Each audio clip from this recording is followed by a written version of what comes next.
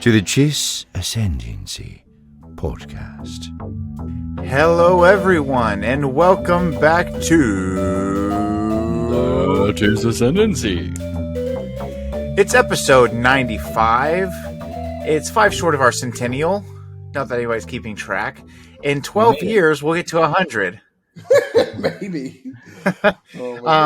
So we have so much to freaking unpack. Since the last time we were on here, our friend of the show, Mark Thompson, was a guest on here. You guys were indisposed, and Mark was so gracious to be on here, talk a little bit about Bad Batch and Mandalorian and how they're tying together. Today, it feels like it's doing that more than ever, especially with some of the news that we got at Star Wars Celebration. So we are jumping in. The title of this one's going to be something along the lines of the Star Wars Celebration Extravaganza, Bad Batch Season 2 Review, and Mandalorian Season Finale Look Ahead. Something. Extravaganza. So let's talk TV first. We had a ton of news coming from Star Wars Celebration in London. Unfortunately, none of us were there, but we were watching with tons of angst online. And we got so much news. I'm sure it was a magical experience to have gone there. If any of our listeners or viewers were there, so happy for you guys getting to be a part of that. So we had so much news coming out. So we're going to do a breakdown of that in a second. But first, we're going to talk a little bit of TV. So since we've been on, the Bad Batch Season 2 has wrapped. And there's a lot of emotions. Yeah. There's a lot of thoughts and feelings. Let's just take a second and remember our fallen brother, Tech. R.I.P. I have quite a range of emotions knowing that my boy Grand Moff Tarkin was responsible for the falling of our boy Tech. Because it's high on two ends of the spectrum. High sad. Hi, I can't believe I'm watching this because I love Tarkin. Right. Also, they're on freaking Iriadu. What more could I ask for, honestly? And then, yeah, I don't know. I honestly was thinking of you whenever we went to Iriadu, and I was really hoping for both of our sakes that, like, if there was that much danger, I was hoping Tarkin would be like, prepare the Carrion Spike. Oh, yeah. That would have been sick. Would be sick. But it's just another time that freaking Saw Gerrera screws it up for everybody else. Yeah. You know? Maybe that's why he killed himself. It's nice! So what are your thoughts? So the way that we left off, we hadn't talked for a good bit about the Bad Batch, but all roads lead to Mount Tantus. We felt that way from the very beginning of season 2. Yeah. And it is essentially where we ended up. So much going on.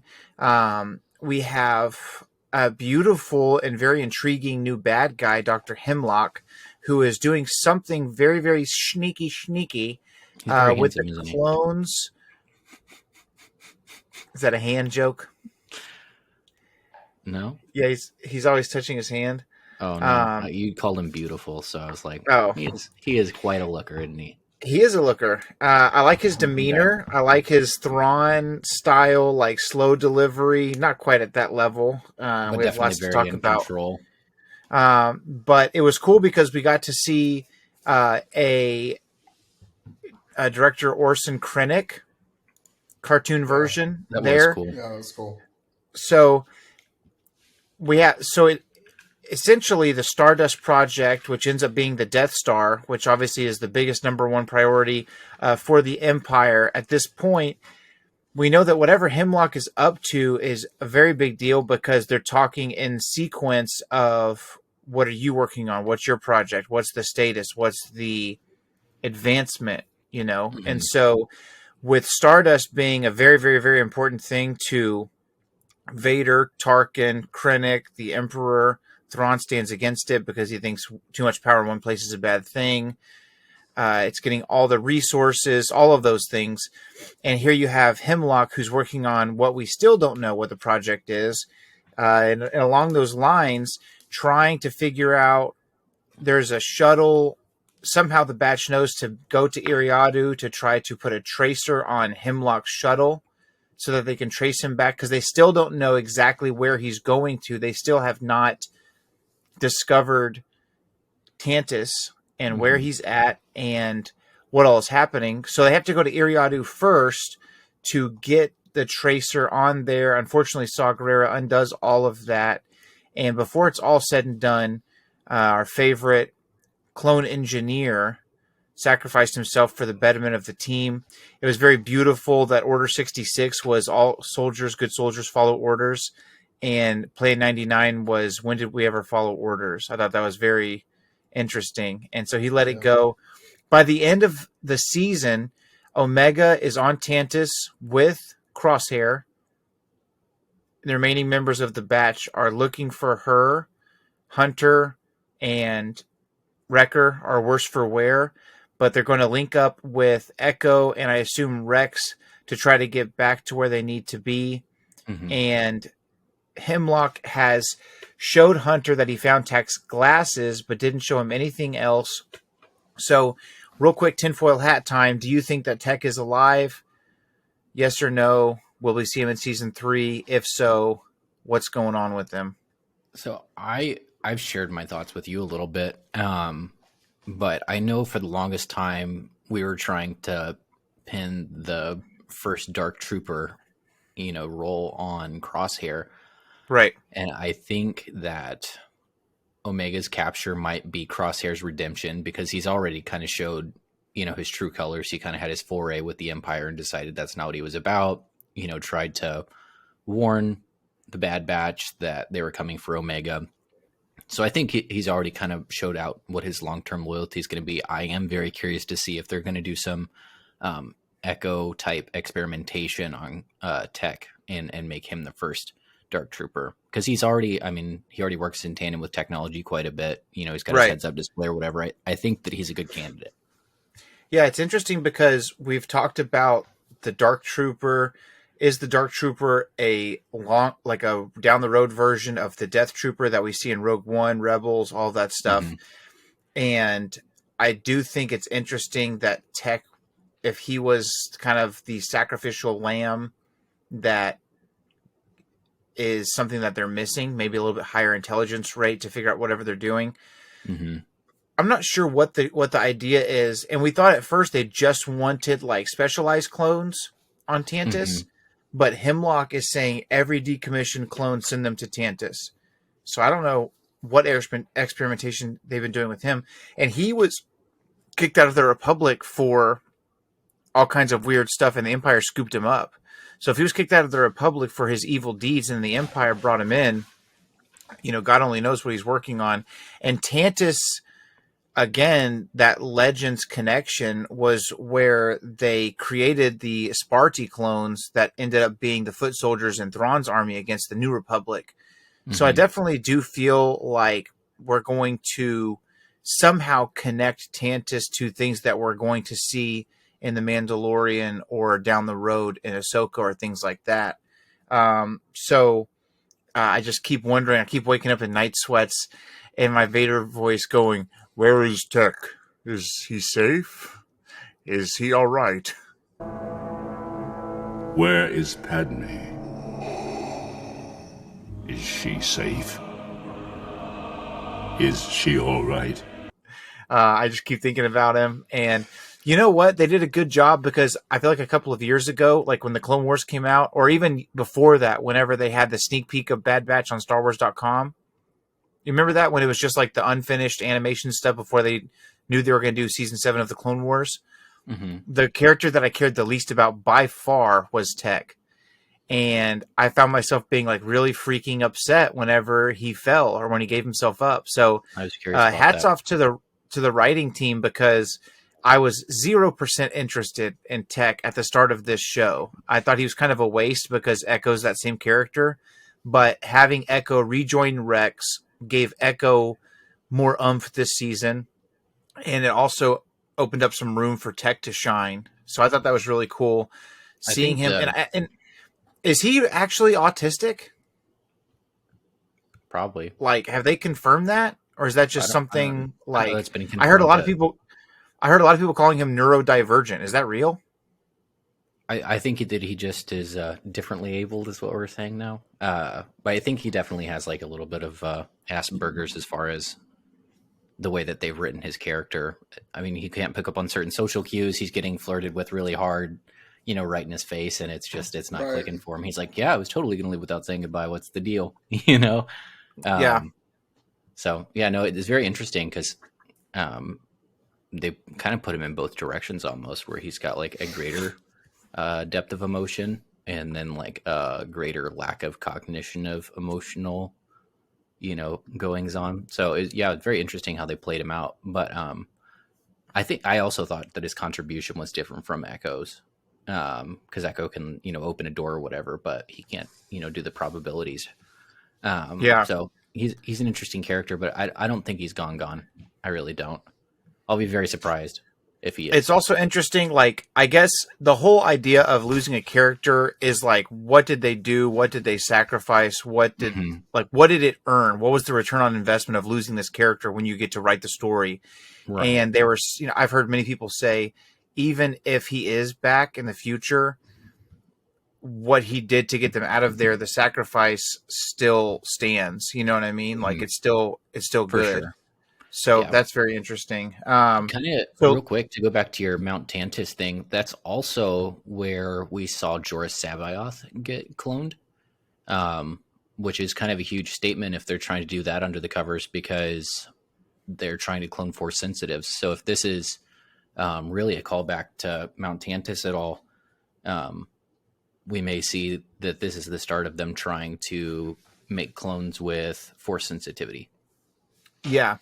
Which is interesting, because looking ahead, kind of changing gears from the review side of season 2 to looking ahead to season 3 a little bit. I just wanted to say there have been a couple of things that have already been confirmed. So they are doing a season 3 of The Bad Batch, which we felt like they would. We didn't know halfway through the season, like it felt like maybe it was a 2-season kind of show, but they confirmed at Celebration. Obviously, the way it left off, we were like, okay, so season 3 is coming. They confirmed at Celebration, season 3 is incoming, and it's going to be the final season for sure. There's no opportunity. There's no chance for season 4. So they're going to wrap up the story of the Batch, whether they all die off. My guess is they find ways to contribute to somewhere else, whether that's fighting the Empire or, it's interesting because this whole time I've been thinking, okay, your contribution has to be basically what Rex and Echo are doing. Mm-hmm. But I feel like I'm so excited about their little family that Hunter and Wrecker and Omega just making it away somewhere and living the quiet life at the end of a show, I feel like I'd be satisfied with it, to be honest. Adam, you disagree? What are your thoughts? I don't know. I just, the whole Omega thing from the start is still kind of a quandary in my eyes. I mean, she's obviously a big piece of it, and yet I think that her story is not fully told. I'm hoping that comes to fruition sooner rather than later. Right. But I mean, I think that she's going to be a bigger piece than I'm hoping that she's a bigger piece than what she has been. But I don't see them just settling down. But I mean, I may be wrong. And when you say a bigger piece, do you just mean like in Star Wars in general, or in their story, or mainly in their story? If she's a bigger part anywhere else, I'd be up for it. Don't get me wrong. Oh, I just had an idea. Check this out. Okay, go for it. So, what's the number one problem with the clones? As far as a fan of the clones, what's the number one issue that they have that saddens us with their lot in life? Are you talking about their growth acceleration, their inhibition? Yeah, accelerated aging. That's the problem. Okay. What if the key to unlocking their accelerated aging and slowing it down is an unaltered clone of Jango, a.k.a. Omega? What if that's like not a what bad theory? Nala Se is on Tantus. She's protective of Omega. She's not loyal to the Empire. Rampart destroyed Camino. Yeah, what if the end game is Nala Se escapes with the Batch somewhere, and she does research on Omega or something to find a way to not de-age them, not make them younger, but to just give them a normal lifespan from here on out. What they're probably in their like 20s or 30s or something like that. Are you saying that that's just like a side project that the Bad Batch get up to, or are you saying that's what the Good Doctor's after? Hemlock? Yeah. Are you saying that No. he's trying to? Oh, okay. I was about to say I don't know. If No. plays, but it's a cool idea. No, he's doing. I have no idea what he's doing. He's doing something that's up his own agenda. I don't think he really has anybody else in mind. He wants to do something, and I can't figure out what it is. I'm think saying he's going towards Death Troopers. Yeah, I think so too. They're all, if you remember from the most recent Thrawn novel. Yeah, they're all edited. They're all worked on. They all have, it talks about when they see them with their helmets off that they look off. You know what I mean? Yeah, so they definitely each of them undergo operations. Yeah, And I think so too. That needing guinea pig, you know what I mean? Like you got to break a few eggs to make an omelet, right? Right. I think that's the goal too. Death Troopers or Dark Troopers, or whether one leads into the other. But I wonder if on the good side of things, like the most important thing right now is getting as many brothers as they can to safety. The second thing after that has to be de-aging or figuring out the aging. That was a big deal in the Republic Commando series and the Legacy of the Force series was de-aging. How do you figure out that stuff? And maybe Nala Se being loyal to Omega, and something having to do with you have to go back to the original source to get the genomes and the atoms and the DNA and the strands. How do we undo this? Who knows? You don't really have to be logical about if it makes sense or if it's possible, because it's cloning in Star Wars. Like they could do anything. Yeah. But maybe that's the good end goal, is maybe even better than rescuing all of our brothers. What if we could essentially save their lives, extend their lives by double? Or in her genetic code was hidden something that they're trying to use to unlock for something else. I mean, who knows? There can be all kinds of things. Yeah. So I know that it's been confirmed that Commander Wolf makes an appearance. Mm-hmm. We already know Gregor is in the mix because he was in the finale. Or the penultimate finale. So if you already know Rex is there. I feel like Echo is going to die this next season. Otherwise, Echo would have been on the Walker with Wolf and Gregor and Rex in Rebels. That's my thought. Echo feels more attached to Rex than he does the Bad Batch. I can see if Tech really is dead, or if he somehow is already a lost cause or too long gone or whatever. I can see Crosshair sacrificing himself to save the Batch, and Hunter, Wrecker, Omega make it out alive. Somehow we lose Echo. If Wrecker dies, I'm out. I know, dude. Me just too. Saying. I'm just saying. But what's interesting though is in Rebels, when we rediscover Rex, when he's on that walker with Wolf and Gregor, he's kind of seems like he's in a self-imposed exile. So something has to go at least semi-wrong along the way, and maybe it's a win for the Batch, but maybe it's a loss. Maybe Rex feels responsible for whatever's going to happen to Echo. You know what I mean? Sure. So lots of stuff. Way too soon predictions. Echo dies. Crosshair dies. Tech is either really gone or becomes a Death Trooper. That's why we see Rex leave the known galaxy and kind of give up the fight. And then maybe Omega, Wrecker, and Hunter settle down somewhere. Nala Se escapes and helps decelerate the clone aging. Okay, so staying in animation, we already know Bad Batch Season 3 is coming. Visions Season 2 is coming May the 4th. There's 9 shorts. They all drop at once. There are several of the different styles. One that I'm nervous about because I want to take Star Wars very seriously, that I'm nervous because it's going to be very silly, is there is a short called I Am Your Mother versus I Am Your Father.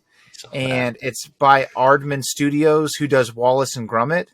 Yeah. Oh my God. So we'll see. I did watch. Have you guys watched the trailer? I have not. I watched the trailer for Visions Season 2. and it's very interesting looking. It's kind of cool to see a Wookiee in claymation. There's one part where there's a baby Wookiee that rips the arms off of a doll, and other characters are like, boom, like with a visible, swallow. So that was cool.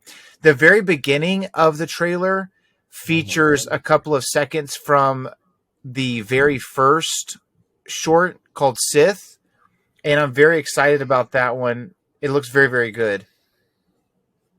It actually doesn't look half bad. I'm just catching screenshots on it, but the Wookiee actually looks kind of cool. Yeah, I'm excited for it, and we know what we're getting. Visions is a sandbox, on purpose, not canon. Sure. Yeah. So we're gonna get some really cool stuff. Like we got the Ninth Jedi, the Ronin, what's the other one with the old guy that was a Sith from last season of Visions? I can't remember that short's name. The Master or something like that. I think that's what it was called. But that was really fun. So that's all coming out May the 4th. Yeah, also, an I animation. enjoyed the Ronin novel, actually. It's very different, right? But it's interesting. Very different. But it reminded me of I had to take some writing class or whatever to make up for a credited slot. Whatever, it's not important. But I took like world literature, and it really reminded me of writing from Japan. So it felt like the stylistic choices and the descriptions and stuff felt correct for what it was trying to be. So it was really interesting to have that kind of foray. I also thought that the audio. Did you listen to the audiobook? Mm-hmm. I thought that the reader did a good job of pronouncing the names in such a way that it was very memorable. Like, that was fun. I thought that was cool.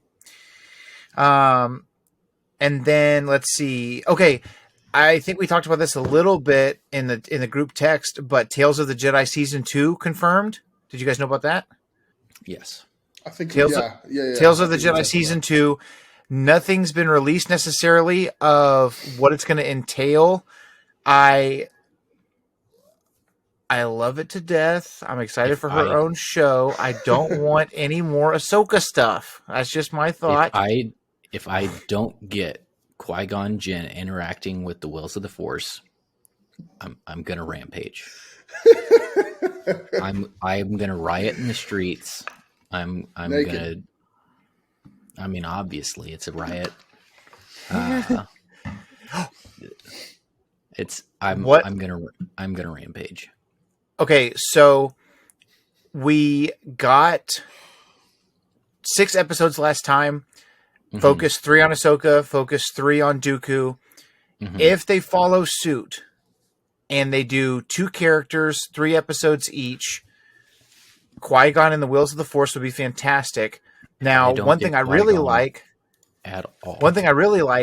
is the Ahsoka short that was loosely based on the Ahsoka novel was fantastic.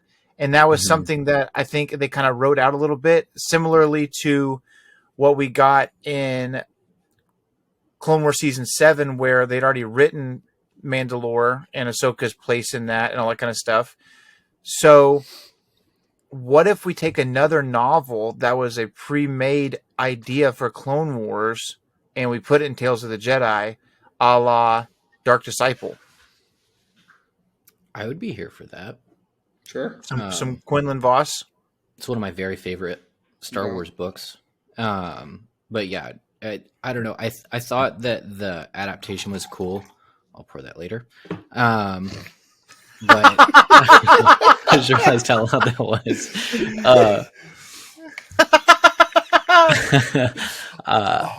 I just thought it was such a waste because we already have the Ahsoka novel. So I was like, this is a blank canvas. I get to explore something completely off the map, things that I've always wanted to see. So you'd rather have something brand new than to see something you already like on screen? I would, yeah. Because when else am I going to get this stuff? You know what I mean? So would you rather also, in that same vein, would you prefer to have characters that we know about but don't have stories of? For instance, like someone like Plo Koon. Yeah, would you rather not have Plo Koon? I would eat up Plo Koon. obviously Qui-Gon Jinn is my number one I didn't priority. ask if you eat him up. Well, you got that information whether you wanted it or not. What I mean is, would you rather have a character that we know little about versus, like, again, Dooku was a fantastic choice because we didn't get much of Right. his side of the story. They Right. didn't rehash Dooku Jedi Lost. It's added. I think Dooku, since the Disney merger, has had such a great expounding on his story. Oh, for sure. Ahsoka, I felt like we already know she survives Order 66. Why are we watching her train for Order 66? Like, I really enjoyed it, and I loved those episodes, and they were all great. However, I would have loved if those 3 episodes were given to a Kit Fisto, or No, we're saying maybe the same somebody. thing. So I guess my further question would be: would you rather get more stories about someone you already know, like Plo Koon, or would you rather get something way in the future? What if Tales of the Jedi is Rey right after Episode 9, learning from the wills of the Force and stuff like that? Or Couldn't care less. Hard pass. I want all my things here that I have. Sure. I don't know. I just have so many More questions. information about what we already know. Because Ray's already getting a whole movie. I mean, there's Yeah. books, there's all kinds of stuff in that era. Yeah. And I feel like there's but going to Plo be Koon has been in little- 7 seasons of Clone Wars. Yeah, but how many lines has he actually had? How much do Enough. we know about him growing up? Do you even I couldn't tell you who his master was off the top of my head. You know what I mean? So there's a lot about him growing up that we don't know. Yeah. So I would just even if it's like what's her name? The Twi'lek dies on Felucia. Ayla Secura. Even if we saw like Ayla Secura with Quinlan Voss, like something like that. But I don't know. I think it needs to be more meaningful to the main storyline. Like I think that a lot of Quinlan's story is cool, but I think a lot of Qui-Gon's story is more impactful for Star Wars overall. I just wish, coming from my background, the hardcore, every Wednesday I buy whatever comic just came out type of guy, I wish that we stayed true to what Tales of the Jedi was in Legends, which was like old school history, Lords of the Sith. You know what I mean? Right. And I just think there's so much in the late Jedi Order that really would be really cool to explore. I mean, because the stories we're seeing about Dooku, that impacted the death of the Jedi overall. You know what I mean? And I think that those are like very key and directive moments that we wouldn't get to explore anywhere else, really. And so I think it's a great way to tell a big story quickly. And I'd like to watch see a stuff in few that shorts happening. about the different hats that Coyote Mundi has. Oh my god! How many hats can we shape like a penis? At least 4. Right. Do you remember that? Do you remember the robe he had on at the freaking funeral? Yaddle's funeral? It looked like if your mom walked in on you.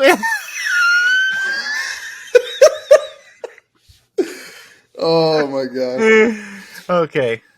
But you see what I'm saying? Like we've About the penis relived hats? orders. I think we got the message, yeah. About the Jedi, I would like to get away from the Jedi that are during the Clone Wars era, because we got 7 seasons of them in the Clone Wars. We have all that stuff. And then for the last 7 years, we've gotten different versions and viewpoints of Order 66, which is amazing. I'm all for it. But if I have a show called Tales of the Jedi and it's no strings attached, what do I want to talk about? I'd like to know about like stuff that's way out there. You know what I mean? Yeah, no, I totally see what you're talking about. Can I throw this in there real quick? Go for it. You mentioned Plo Koon's master. It was Mace Windu. No, Tyvaka. Oh, wait, it's a Jedi. Duh. I mean, a Yeah. freaking Wookiee. Wookiee. I totally forgot. Yeah, the Anyway, Jedi was sorry. his master. That makes sense. Yeah, that makes sense. Yeah, shove it. Anyway, sorry, had to throw that in there. But like someone, okay, like if it was Plo Koon and Tyvaka, okay, I'll give it a pass. Oh, Or like, hey, what about, you know what I would love? I would love some skier action. Yeah. And I think that that's all going to be explored, because I know, despite what they said when they started to unpack the High Republic in general, it was only going to be in literature. I think that that's going to be a big deal coming soon. Yeah, we already know for a motion fact action. the Acolyte is going to be in the High Republic. That's my point, is that I think that that's just the tip of the iceberg. I would be very surprised if we don't get an entire animated series, because I think So it's going more to be very successful. Yeah. My point is, I think that this gets to live right here for right now. Yeah. And so I just have things that I would like to see. And I mean, they're already unpacking the future. Rey's getting a whole other movie. Hey. You know what I mean? Rey's getting a whole movie. Right. I think everything else is getting unpacked so well.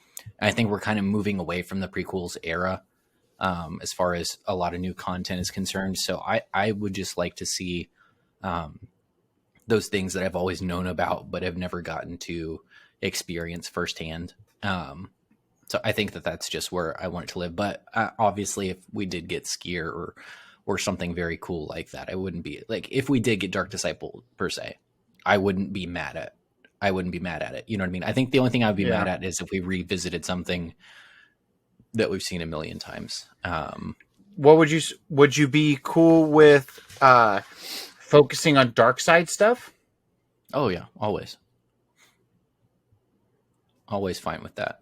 But it's Tales of the Jedi, you know what I mean? So even when it was focusing on Dooku, it was Dooku the Jedi. Yeah.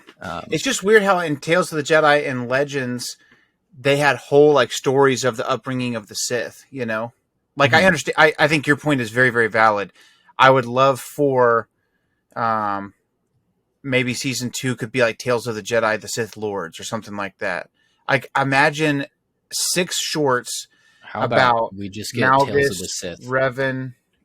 Yeah, I'm totally cool with that. The whole I'm live down with show. that. 100%. I know that Dave Filoni's in charge of animation stuff. He's the head of that department, if not more. And he's very like, he wants to honor the way things have been done in the past, which I appreciate. Okay, so any last thoughts on Tales of the Jedi before we move on to a couple more shows? No, I'm good. Cool. Okay. Also coming in 23, we're thinking either late summer one last or. thought. Okay, go ahead. What if we got Bearded Snake Man because it's Tales of the Jedi?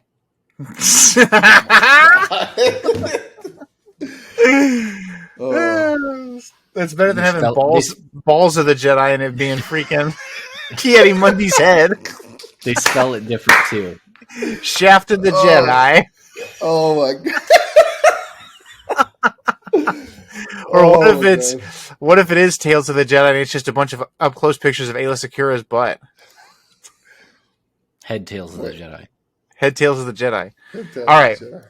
Anyways, men. Okay, coming in either summer or fall 23, the Skeleton Crew. So this one is interesting. I know very little about it, and I can't wrap my head around like if I'm excited or not for it. So it's got Jude Law. That's the one with Jude Law? Yeah. Yeah, I'm a big fan of Jude Law, and it's set in the same time period as the Mandalorian, the Mandoverse, and it's about 8 or 10 kids who are about 8 or 10 years old, something like that, and they get lost, and he's helping them find their way back home. And he said it's a show about kids, but it's not for kids, a la Stranger Things. So very ambiguous. Now, one theory I heard, and I don't know if this theory is founded in any truth at all, because I don't think there's any leaks or anything for it yet. Excuse me. If you look at Jude Law with a beard, it looks so much like Kyle Katarn, it's uncanny. And I would just love, because Kyle Katarn is in the same era. He's a Jedi that was a stormtrooper that defected and learned of his force powers and joined Luke's Jedi Academy. I would love if, because it's confirmed from Celebration that Jude Law is a Jedi in this show. So if this was a way for them to bring Kyle Katarn back into the mix, just a theory, but I think it'll be really cool. One of my favorites. He's a Jedi that has a blue lightsaber, but he also carries a blaster. I like that combo. He carries a big old blaster. It's a pistol that looks like the freaking Taurus Judge. It's like a blaster that has like a freaking... It's a blaster, but it has a handle on it, like freaking Mississippi from El Dorado for all the John Wayne fans out there. Then he would also have to carry a big knife. Hey, I'm down with it. Big knives are in. So yeah, not sure what to think about that one. I'm excited. It's nice to not know like what exactly is going to happen in a show, because I feel like a lot of stuff that's come out we kind of know exactly what it is recently. So that's really fun. Okay, Andor season 2 is obviously in production right now, and we know that this is the final season of Andor. From the get-go, they've said that there's going to be 2 seasons, and this one essentially ends. Basically, you could watch Andor season 2 right into Rogue One, right into episode 4, which is really cool. I'm excited to see what we're looking at.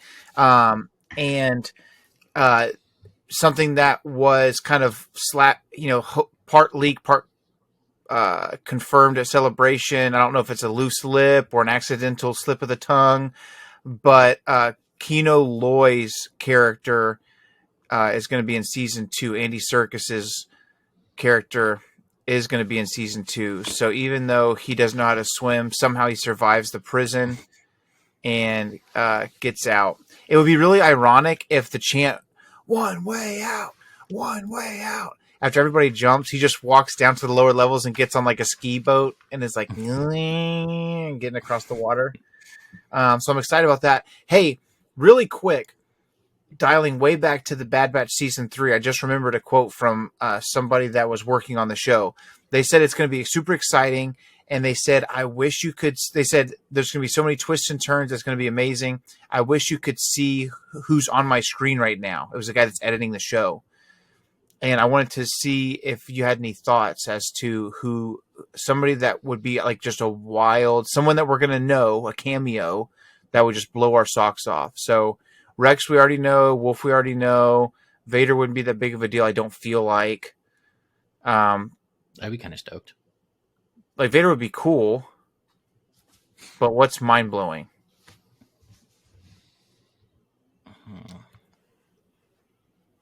I don't know.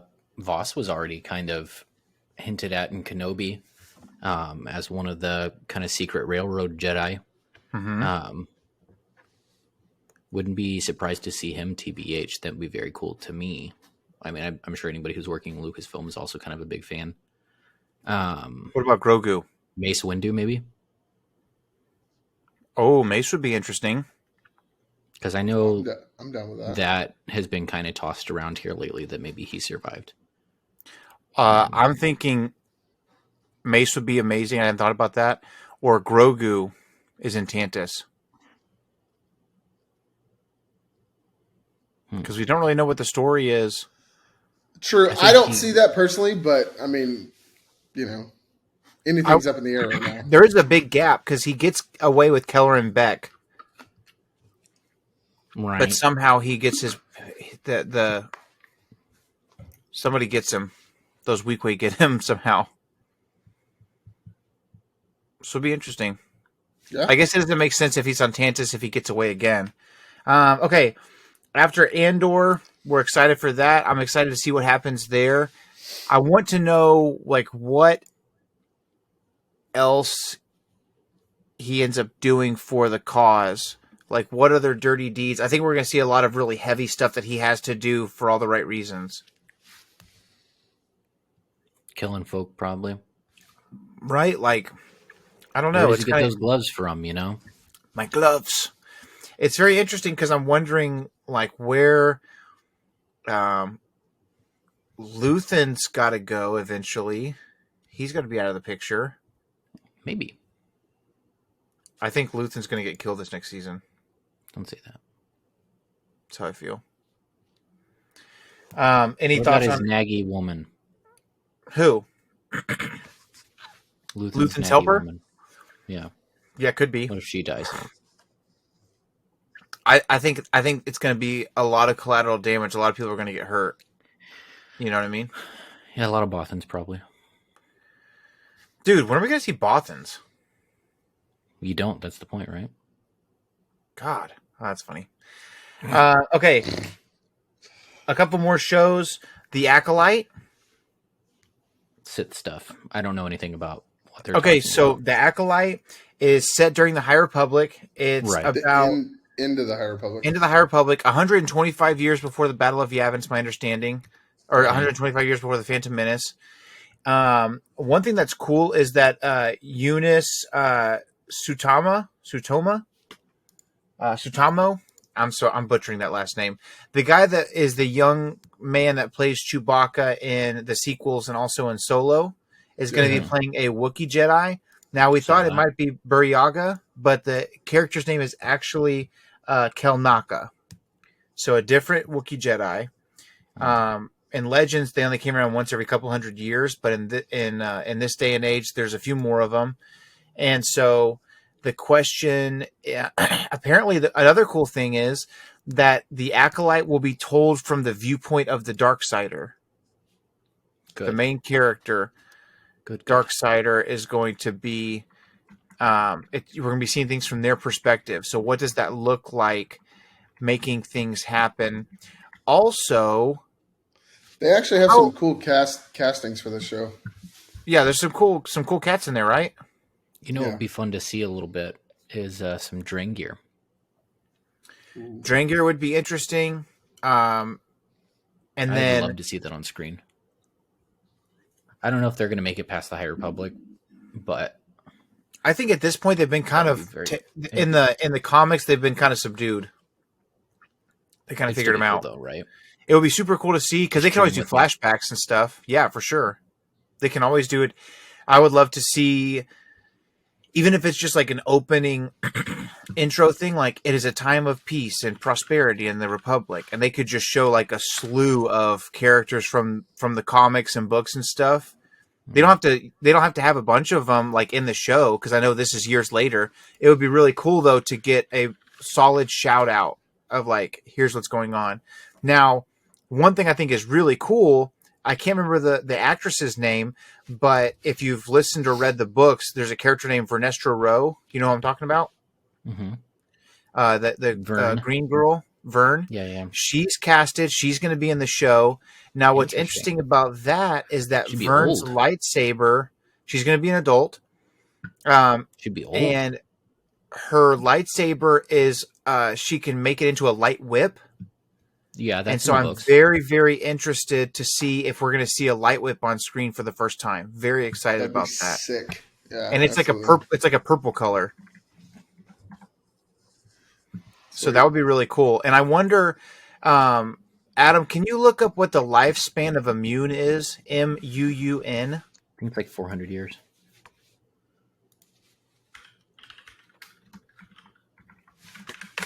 Here's my thought. Mary Ellen's, that's crazy though. It just says more than 100 years, more than 100 standard years. Okay. So it's saying if we say that the lifespan is canon of Immune from Plagueis, he was well over 100 and he was still kind of young. So if 125 years before the prequel trilogy and Plagueis would have been, 100 something years old. I mean, if they're saying they're keeping that much, like if he is immune, if mutants do still live that long, the thing I'm caught up on is what if he's in this show? Well, yeah, but I'm also thinking, I guess I'm looking at Mary Ellen lifespan. Plagueis. Oh, hell yeah. Because Vern, she should have a human-ish lifespan, so she'd be pretty old. Because how long before TPM is High Republic? 200 years. So I guess she would be like she'd be like 80s. Yeah, she'd be old. Yeah, but I'm thinking she's got to be like kind of like that. I also feel like if the dark side of the Force, like Shan kind of character, I think.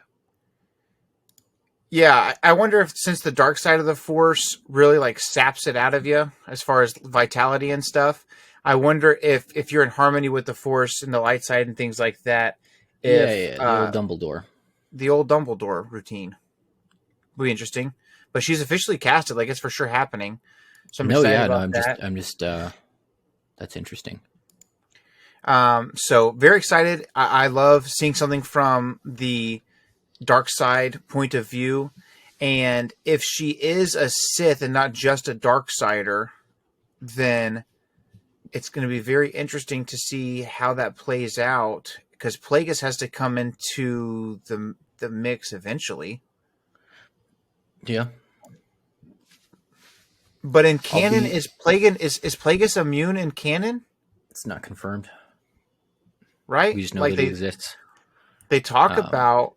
We don't even know know who Plagueis' master is anymore, because it was Tenebris and he was a Bith. A Bith, but none of none of it exists anymore, so it could be anything. I feel like if it's not exactly like it was in Legends, though, I'm gonna be upset. Right. I know it probably won't be. I know it's gonna be different, but in canon, all it says on Wikipedia is he was a Force-sensitive male. Well, it says immune on the canon side of Wikipedia. Obviously, that could be altered. I don't know where that would have been confirmed at. On the Wikipedia page, let's see, the death of Darth Plagueis, Legacy, the rise of Darth Sidious, the tragedy of Darth Plagueis the Wise. He's talking about that to Anakin. Plagueis is a princess, ultimately became the Emperor. Transference. It's on the Star Wars canon fandom page as well. It shows that he's immune. Does it say the appearance that he made to confirm that? No, that's what he's in a book. He's in a canon book released by Disney. It's a source book, but he's very shrouded, and you can't really tell what he is. It does look like immune's. It's just glowing eyes under a hood. But let's see. Appearances, the Skywalker saga, mentioned only. Star Wars, the prequel trilogy, a graphic novel. Darth Vader 2017 mentioned in text. Tarkin mentioned only. Is he immune in Tarkin, Samuel? Because that's a canon book. Did they mention him? Don't think so. I think the only thing that Lucino confirmed was his droid. Yeah. That's the only thing he pulled back in the Rise of Skywalker expanded edition. I don't know. I can't recall him being mentioned as immune in canon. Maybe they're just saying that because they don't have anything to contradict it. Yeah, because all the pictures of him as immune are from old stuff. Because there's nothing confirming what he actually looks like in canon. Yeah, the picture that's in that source book, the picture in the source book, like I said, is just a hood with eyes. Yeah, I feel like there would be a lot more, even at least like fan fiction pictures, if it had been confirmed that he was immune in writing. Yeah. I haven't seen it. Sure. I haven't either. I need to dig into that a little bit, and I'll let y'all know. Okay, so the last show that they talked about at Celebration, of course, is Ahsoka. So I thought it'd be fun for our viewers and listeners. What I'm going to do is I downloaded the trailer, and we'll watch the trailer together and then kind of break it down in a couple of minutes. Something's coming. Can you hear that? Something dark. I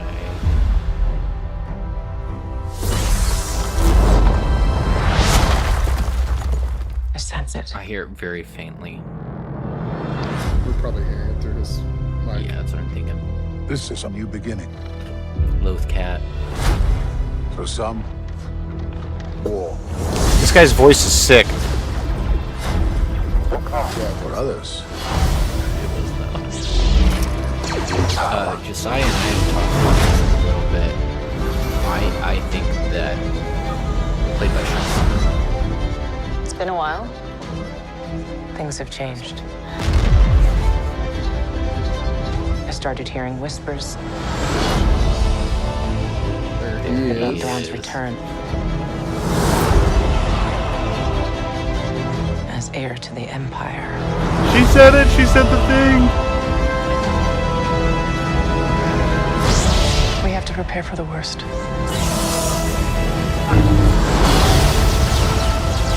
The Jedi fell a long time ago. There aren't many left.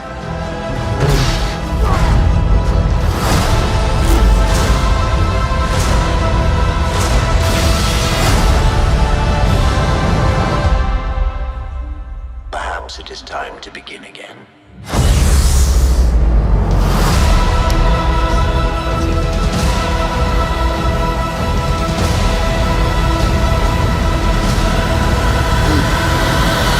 I haven't watched this since it came out, and when I watched it, my wife was talking to me at the same time, so I was noticing stuff for the first time. Yeah, happens to the best of us. Yeah, so I mean, it's jam-packed full of freaking stuff. It is. Obviously, the most less it's important about thing is the Ahsoka, back of the Thrawn's better. head. I know, right? So give me all You think they thoughts, did- Adam. Adam, what are your thoughts? I feel like you've got so many thoughts stored up. I've got a lot of thoughts. Me, I'm here for it. I don't mind Ahsoka. I think I actually like Ahsoka a lot more than you guys. Big fan. No. Like I genuinely like that they're putting that in here. There's a lot in that. Obviously, I'm here for Thrawn. I can't wait for them to completely unpack his story. Like with everything, I love that everything that we've seen so far in the different shows are kind of leading to this moment to where he's actually seen and heard, and we get to see a little bit more of how he operates rather than just people talking about how he operates and such. So Right. I'm definitely excited about that. But no, I'm here for it. Like I want to see these Sith type people or Jedi hunters, whatever they want to call them, Right. with the orange/red sabers, depending on who's talking. So I mean, I'm here for it all. Well, that's the thing, is that the trailer's got 10 million views already. I mean, people are just playing it and playing it and playing it. And the Darksiders, again, like you said, I don't know if they're Sith or just Jedi hunters. Their names are Balin Skoll, which is the guy, and then Shin. It's either Hati or Hati, Hati. That's the girl, and she's his apprentice. Hottie. And yeah, exactly. And she's tasked with hunting down or capturing Ahsoka.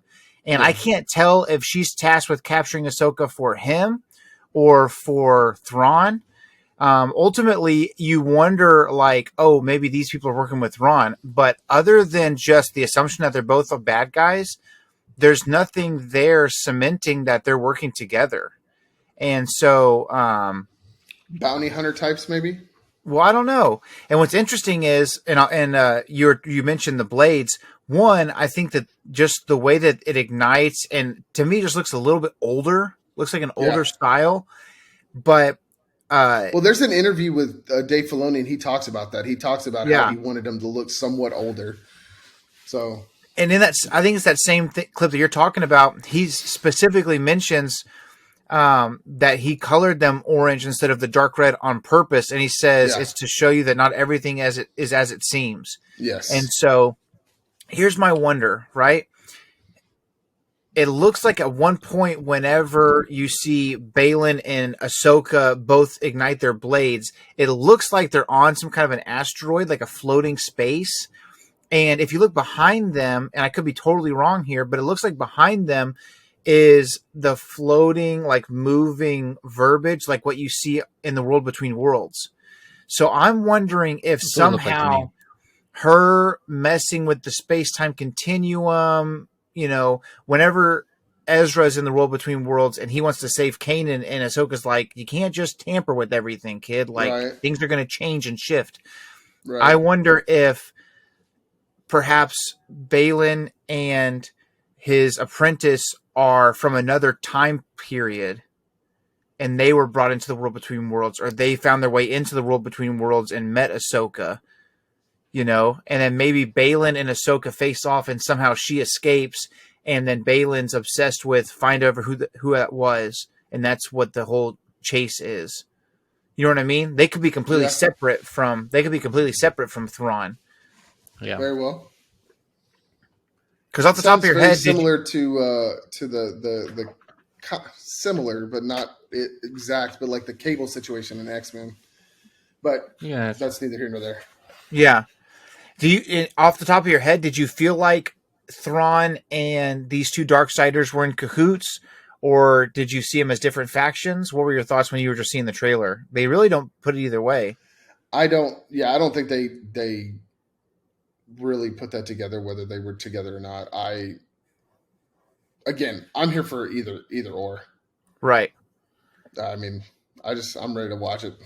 Yeah, I'm excited for it. And it comes out this August.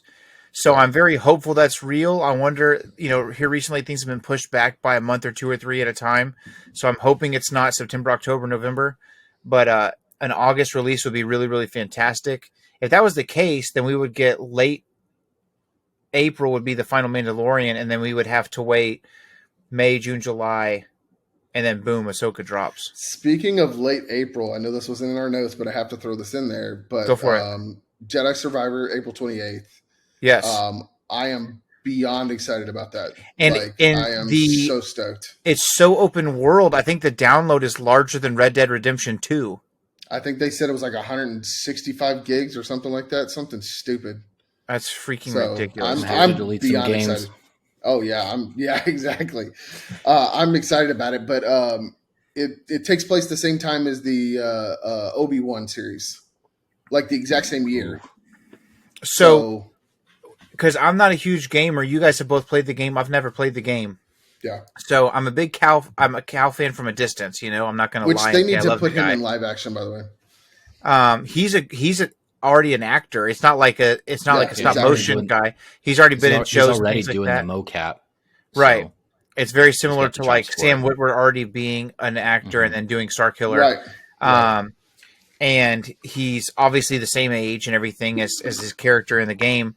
And what's very interesting to me is that one of the main antagonists that's hunting him down is a Gendai or Jendai, I don't know how they pronounce it, bounty hunter, which is the same species as Dirge from the original Clone Wars. And that's going to be one of the main bad guys. So I'm very interested to see what that pans out. And what are your thoughts? Is the journey on this one, I know at first it was to survive Order 66 and just freaking make it. And I think he ends up destroying a holocron that shows like all the Force sensitives and stuff like that.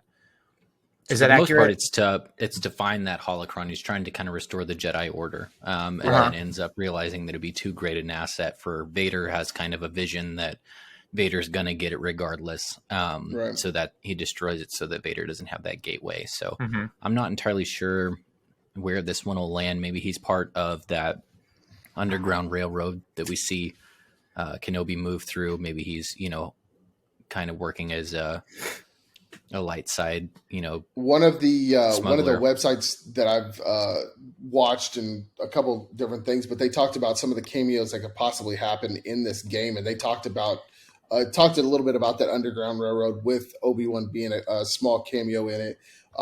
They mentioned the whole Starkiller thing. They talked about Darth Maul. They talked about Ahsoka, and then they talked about the Guardian of the Whills as well. So I mean, there's so many possibilities with it all, but like there's. The one thing that really grabbed me was when when he's standing outside that Bacta container with whoever that is inside, which I don't know that they ever confirmed who that was. I can tell you who it is. Who? It's a Jedi that's been in stasis since the time of the High Republic. And he's actually an antagonist because he doesn't understand how the Jedi could let the whole galaxy fall to an empire. And somehow that turns on its head, and I don't know why he's angry at Cal for it, but apparently he's an antagonist. Okay. Oh, nice. I'm down for that. So, anyway, there's a lot of possibilities. Like you said, it's a huge game, so who knows what's going to happen. But I will definitely, I'm sure Sam will too, but like I'll definitely try to add my 2 cents in next time we have a podcast about it for sure. Yeah, I'm excited. Sure. I obviously I have a console. I just need to play. Then that's that. Okay. I'm like the present.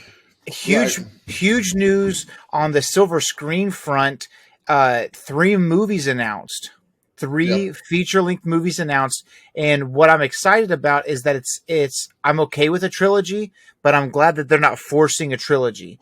So 3 individual projects, and they're from 3 separate eras. One's from the Old Republic, or even further back than the Old Republic. One is from the New Republic era, and one is from the end of the Resistance era. So the first one, furthest back in the timeline, is a film directed by James Mangold, who is very well acclaimed. He's very well known. I think he directed Logan, if I'm not mistaken. And he was actually, I believe, supposed to direct the Boba Fett movie that got canned. Interesting. But correct me if I'm wrong. He did Logan, right? Yes, he did. So his is 25,000 years in the past, and it's I don't know if the title is Dawn of the Jedi or if the era is Dawn of the Jedi, but essentially, nonetheless, it's a early stages of Force sensitive, being able to connect to the Force. It's basically the very first Jedi. Perhaps we'll see the first Sith and things like that. And one thing that stood out to me was he said, I want it to be a period of chaos and trial that the Jedi Order is born out of. And he specifically said, I want it to feel like a biblical style movie. He said, I want it to be a Star Wars meets the Ten Commandments with Charleston Heston style movie. I thought that was a cool shout out because that's a great film. Which is a great film. And also to me, it's just, you think about the scale of that movie, what it was where for its time. Yeah, like you see the pyramids or some of these crazy statues and the obelisks and stuff being built in the background. I think just the world building that takes place, that term wasn't around back then, but the world building that takes place in that movie is amazing. And it's a huge, great combination of scenes that are power packed with multiple actors and actresses and characters that hold so much sway, like the Charleston Heston versus the Yul Brynner, Ramses and Moses. But then you scale it out, and it's also the story of the children of Israel being taken out of slavery, and stories like the plagues and the parting of the Red Sea. It's just this massive. It's probably one of the greatest films ever if you look at the scale of what they accomplished and the story they told.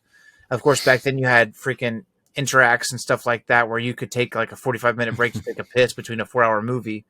But if we're breaking the ice and we're doing the Avenger Endgames and we're doing the Avatars and we're doing some of those, if we're going to scale it up, I'm 100% down for a 3.5 hour movie if we're telling a story of this magnitude. Of the origin, right, for sure. It's just a huge groundwork laying. So that's all we know about that. Another movie, I'm actually going to leapfrog here to a movie by director Sharmeen Obaid Chinoy. I'm probably butchering that. I've actually never heard of this director before, but she's supposed to be pretty good. She's directing a rejuvenating and rebuilding of the Jedi Order under the tutelage of a Jedi Master, Rey Skywalker, 15 years after the events of the Rise of Skywalker. And the new Jedi Temple on Tatooine. I don't know, but I saw a picture that I don't know if it's real or fake, but it looks like Rey's pregnant in this picture. I think it's fake. Sinner. What a sinner. But it was like Force Ben has been up to no good or something like that. But yeah, so it's Rey. It's Rey Skywalker, and I would love, back in the day, Tatooine used to be like a Force-rich planet, and stuff like that. I would be very, very interested if they did put a temple on Tatooine. I would like to get away from Tatooine, personally, but it would be really cool. What are your thoughts? I just keep thinking about that clip where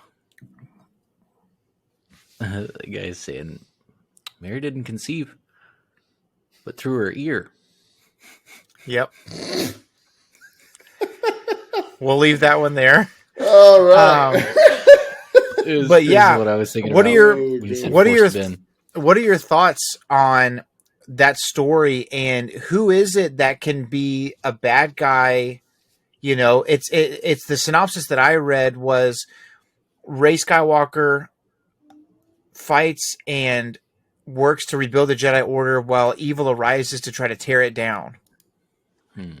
So Force users, Darksiders, is it, they're not going to spend an hour just talking about politics getting in the way of the Jedi rebuilding. So who's the enemy? Shroudhead.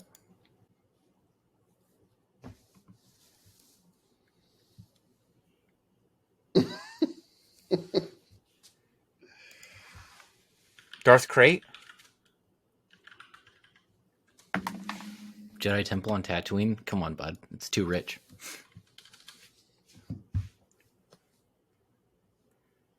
It's 11:37 p.m. I'm going to be awake for 5 more hours thinking about this.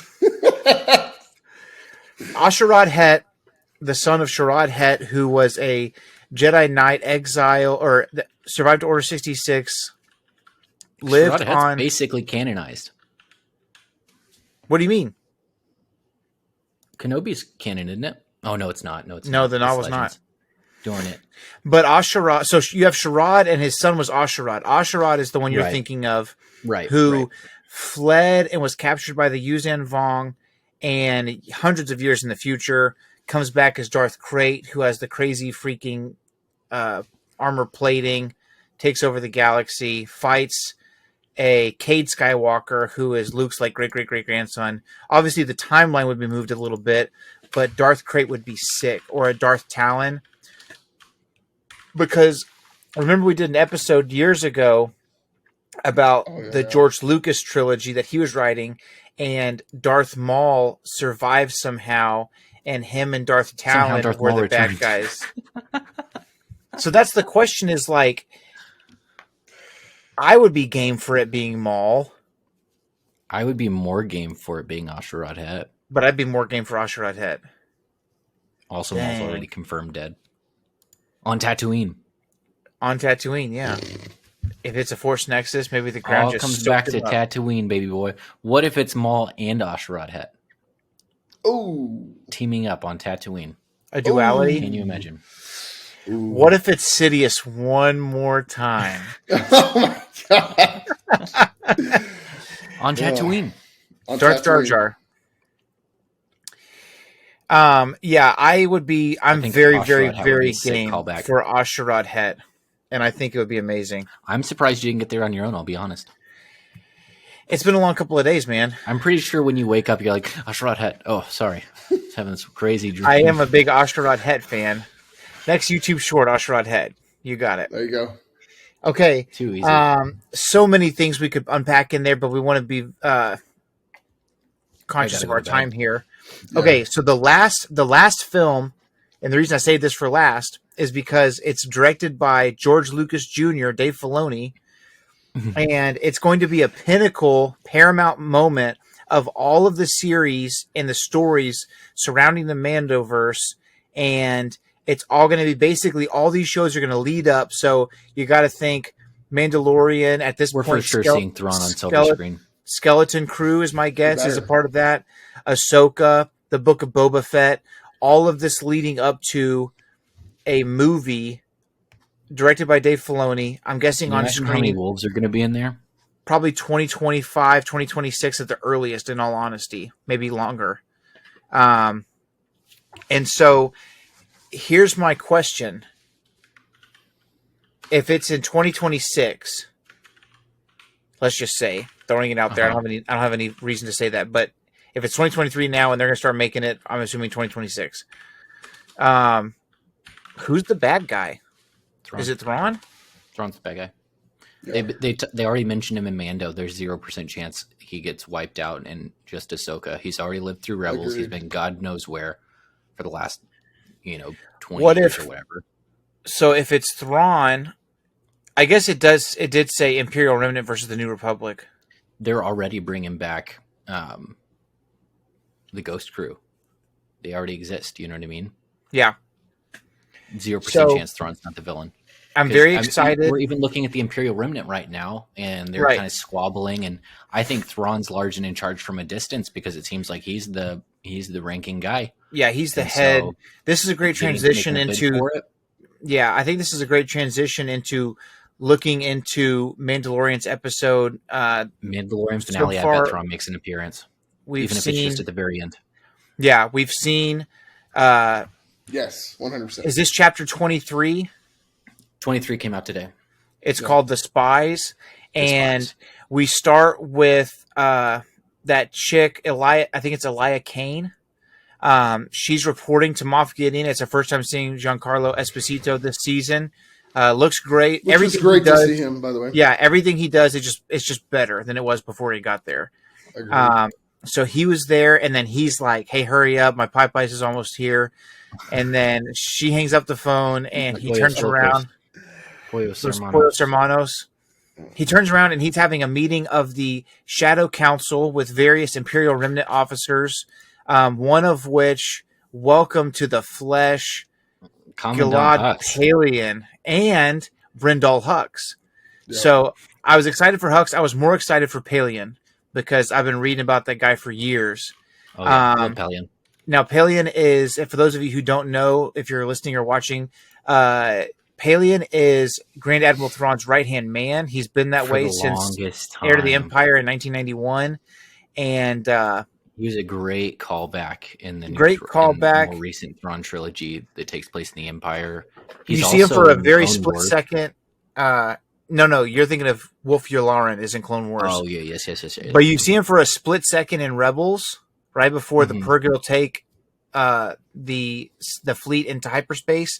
He's And then the man, dude. he's speaking for Thrawn, and then you have Brindle Hux, who is General Armitage Hux's dad. Now, this is what's really cool is they did a solid, and they hired Domhnall Gleeson's brother to be the actor that plays his dad, so that they looked and sounded similar but not the same. I thought that was That's really awesome. cool. Yeah. That's really cool. So we talk about getting there and their meeting, and Gideon is needing reinforcements because these Mandalorian factions that he never thought would work together are working together to reclaim Mandalore. And the reason why, surprise, surprise, Lando in disguise, as Blast Points likes to say, it's because he has a secret base there. So skipping ahead kind of to the meat of the episode, where we leave at the end of this episode, there's so much that happened, dude. So Death Trooper variants, it looks like. It's a very similar helmet, but they're black and white versus solid black in Beskar armor, are fighting to defend and lure the Mandalorians into a trap so he can wipe them out once and for all. Bo-Katan has been pledged loyalty to by Din Djarin, and Din Djarin is captured. Taken to a debriefing room, which to me sounds like a torture chamber. And all the Mandalorians look to Bo-Katan for leadership. Gideon tries to have her hand over the saber again, even though we find out that last time, to save people's lives, she surrendered it, and he still slaughtered all of Mandalore. So she keeps it, cuts away back out of the doors that they're locked in. I thought that backstory was very good, by the way. I thought so too. I thought it did a good job of telling us what happened without taking up too much of the episode. Right. And so where we leave it, Din Djarin's captured. Paz Vizsla went out like a freaking gorilla from hell, shooting that freaking chain gun, saving everybody else's life till the gun overheated and started to melt. Right. And then he grabs it and clobbers people to death with it. And then right as he survives and his gun is no more and he has nothing but his freaking arm shield and his vibroblade, 3 Praetorian guards step from the freaking shadows and chop him to freaking bits with their weapons. And so it's a really, really sad moment, but I thought that Paz went out like a freaking champ, dude. And I think that it'll be a point of unification for the future for the Mandalorians. So my question to you, it was hard, dude. I was so sad. My question to you, gentlemen, is who are the spies? Because we know that Elia Kane is a spy, but plural, who else are we looking at here, dude?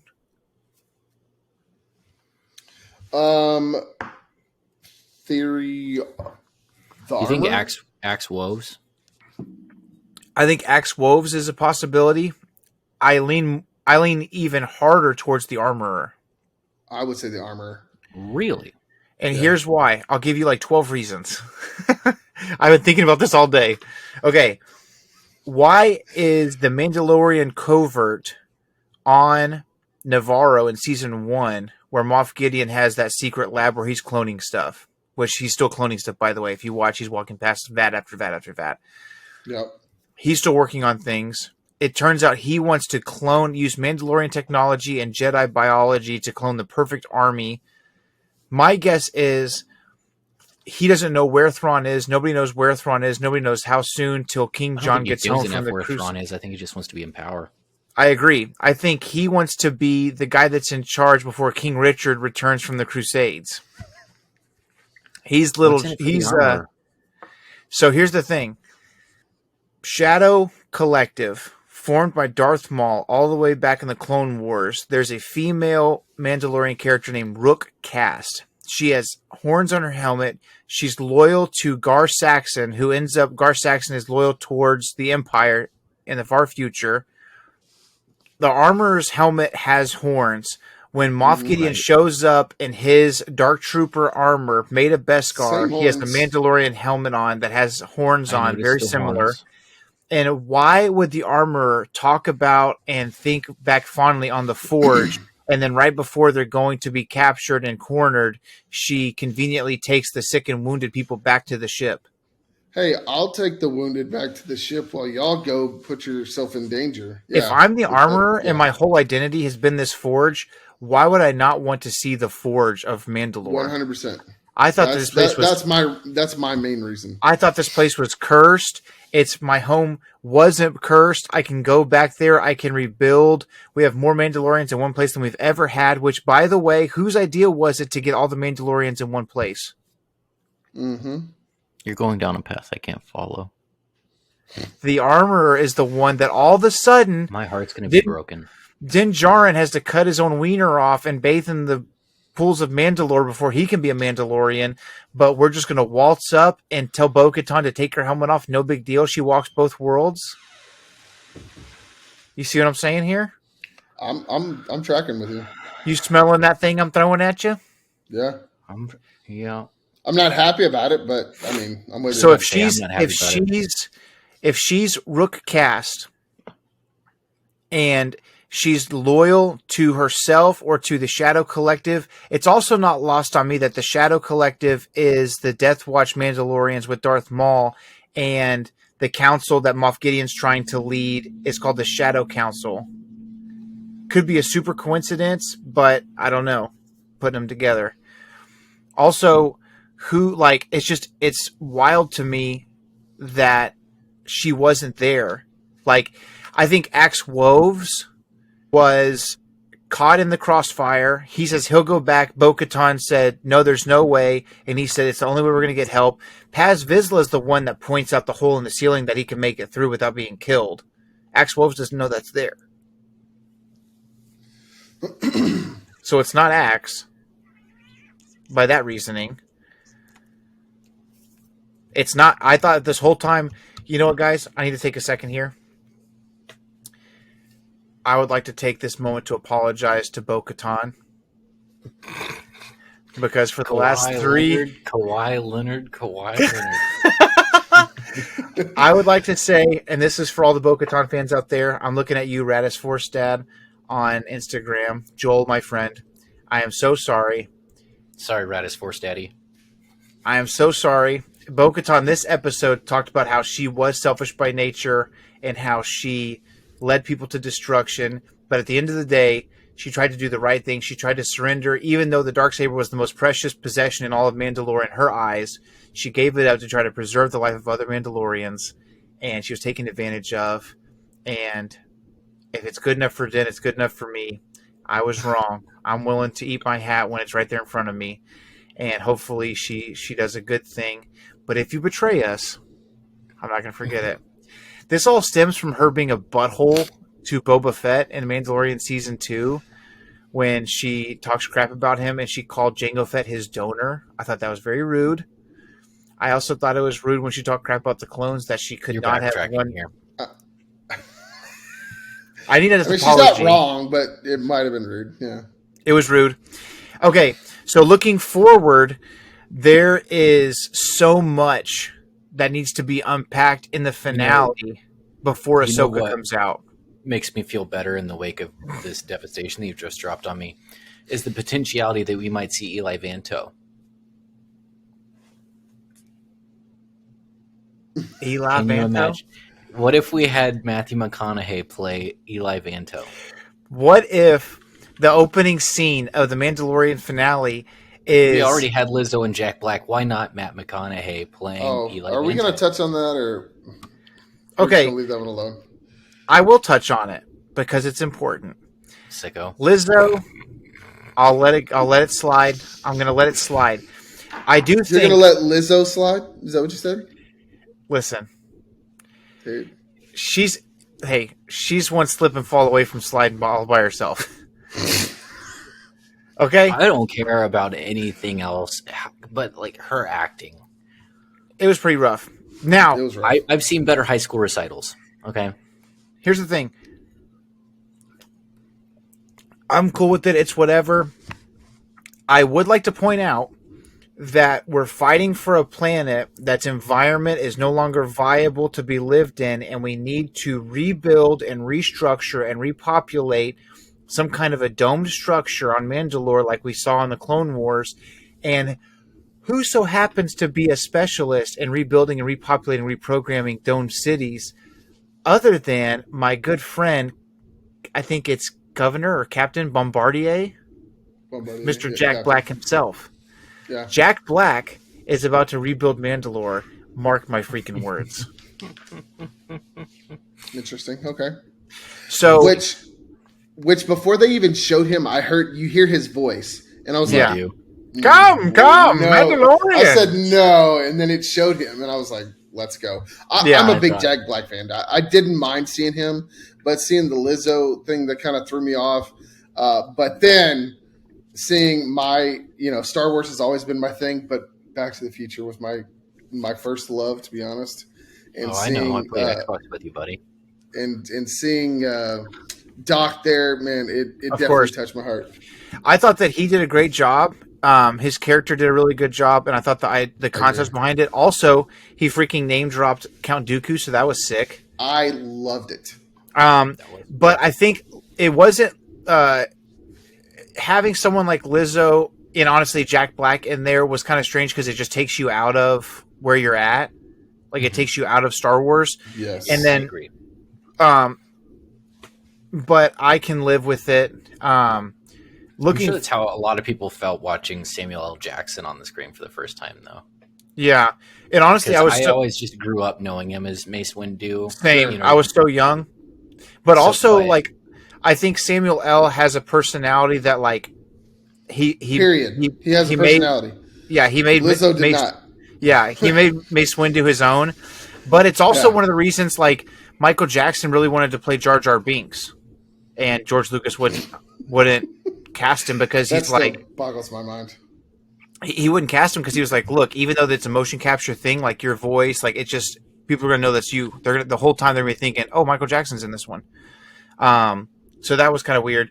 But looking forward, there's so much going on. So Bo-Katan and like 7 other people survived. Did the fleet get annihilated? We don't know. The armor is up there.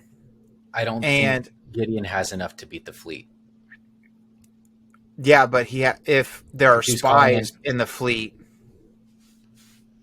Well, think about it. All he has was the TIE interceptors and the bombers, but all the fleet has is the light cruisers. It has one light cruiser and then the rest of the other fighters. That's it. So if the armor, a lot of interceptors. If the armor is a spy, or someone on the light cruiser is a spy, then that is taken out of the fight, and then it's just Mandalorian starships versus a few. My guess is like a 35 or 45, if not 100 TIE interceptors. They have a whole freaking base built underground there. Like it's not a small complex. Right. So the main things. Looking forward to the finale, and then we'll close here. I feel like we've done a pretty good job of fitting a million things into a relatively shorter podcast because we were thinking 2 hours minimum. Where do you see this season ending? And like, if we're going to see cameos or people popping in or what's going to happen to Din, like kind of unpack that for me, what y'all's predictions are. Like what happens to Din?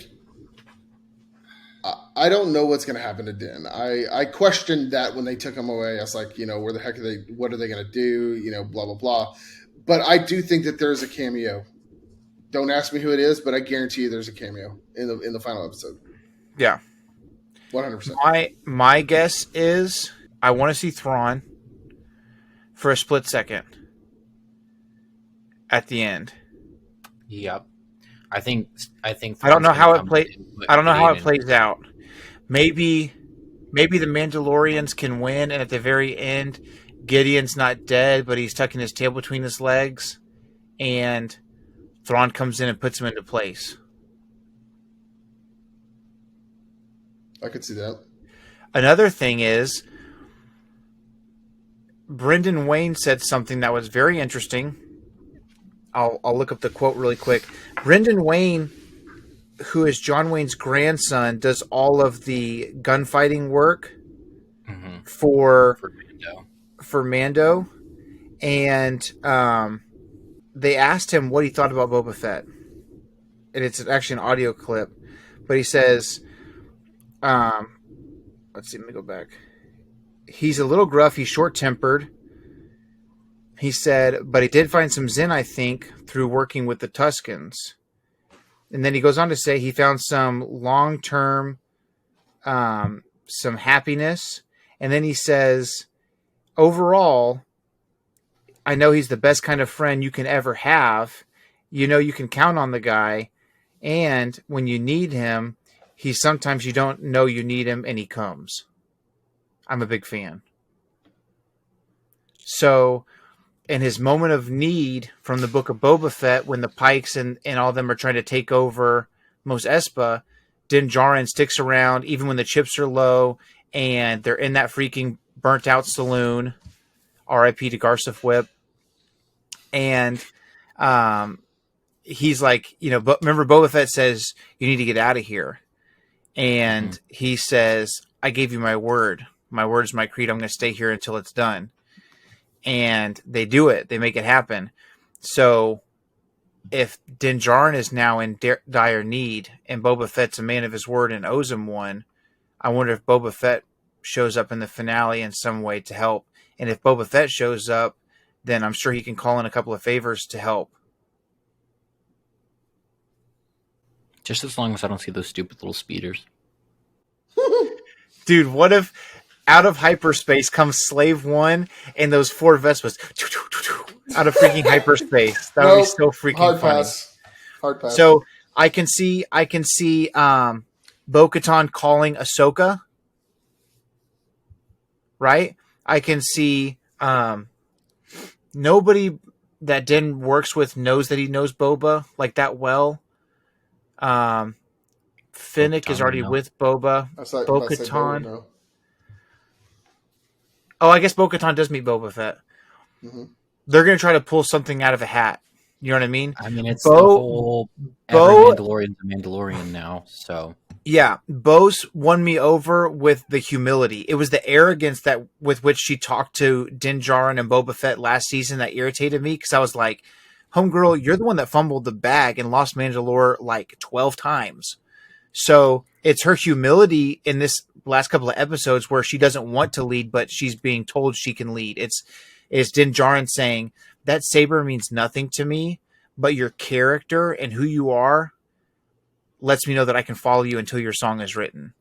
Yeah. That moment I was like, okay, I guess this is for real. Also, let's not forget, I think something that might happen is somebody, whether it's Din or Bo, is going to ride the Mythosaur in the finale. Better be Din Djarin. I'll cry if it's anybody else. Don't forget, the Mythosaur is underneath the waters of the Mines of Mandalore. And it was the first Mandalore that rode the Mythosaur that united all of the clans together against any enemy. What was that drove him underground anyway? Just some kind of random monster. It's a big random monster. Thought the same thing. It's a big old boy. So we can wrap it up here, but give me your rating for this most recent episode of The Mandalorian. And if you had to throw a wild freaking, so my cameo guess is Boba Fett. Give me a wild cameo, even if it's out of left field and it's not going to happen, but it would be cool and it makes sense for the story. All right, so I'll go first. I'm going to give this one a 9.5. It's as darn near perfect as you can get. And I imagine the finale for the season is going to be a freaking 9.8 or 10. I was going to also go 9.5. Adam, go next so I can think about my cameo. I definitely give it a hard 8 for sure. It was good. What Mandalorian episode? What episode of the Mandalorian do you like more than this one, Adam? Oh, you put me on the spot now, and I got to think of all the other ones. Season 2 finale was good. Season 2 finale was good. I cried real tears. Do you think Grogu calls in Luke? I think pulling Luke in is going to be too redundant if we get him 2 finales in a row. I don't see it. Maybe so. Maybe so. What if they call the New Republic, and the New Republic finally answers, and like a General Lando or someone shows up? I like Lando. I don't see him making a scrap of difference in this little battle. If he brings people with him.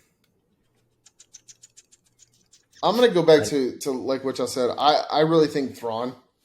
At the very end, makes an appearance. At the very end, I'm almost taking that for granted at this point. Right, okay. right. So I'm saying Boba. Adam's throwing Thrawn out there. Unless if you come up with another one, let me know as well. And Samuel, you got one? Ahsoka. I don't know. I think Ahsoka's a possibility. I think Boba's a possibility. Dude. I think it's going to be a Force sensitive. Okay. It can't be Ezra because they still have to look for Ezra and Ahsoka. Dude, you know what would be freaking sick is if, like, you know, we talk a little bit for a few seconds about unlikely allies, things like that, and Boba Fett arrives with Han Solo and Chewbacca. You know what would be neat? I'm just writing at this point. Yeah. You know what would be neat? Let's hear it. You know who's a Force ghost right now and also a longtime friend of the Mandalorians? A Force ghost? Oh, Obi-Wan? But, I mean, what does he do? Shut up. Tell me that wouldn't be sick. Yeah, it would be sick. He's more powerful than you could possibly imagine, Josiah. Yeah, maybe he's giving wisdom to Ahsoka. Just tell me how sick that would be, though. It would be pretty freaking sick. Okay, so we've got Force Ghost Obi-Wan. That's pretty far out there. I like that. Boba Fett. I just threw out Boba Fett, Han Solo, and Chewbacca just because that would be raw. We've got Thrawn and a couple of others from Adam. It's going to be great. I can't wait. If Han shows up and he doesn't throw at least one debt pack at somebody, I'm signing off. The freaking boxes? Yes. That's freaking signing awesome. off immediately. Nice. I've left the server. All right. Well, we've got a lot to think about. We've got one more week to the finale of The Mandalorian. I'm sure we'll hit you with the review after that. Everything is coming together. I think one of the things, Adam, again, that stood out to me for this episode was that we started seeing payoff from things that we had set up since season 1. Yes, I agree. It's all building, so that was really cool. So thank you guys for tuning in to the Chiss Ascendancy. Don't forget to follow us, like us, tell your friends about us, spread the good word. Go tell it on the mountain about the Chiss Ascendancy podcast. Remember, the Force will be with you always. And also remember, the only family you have here is me.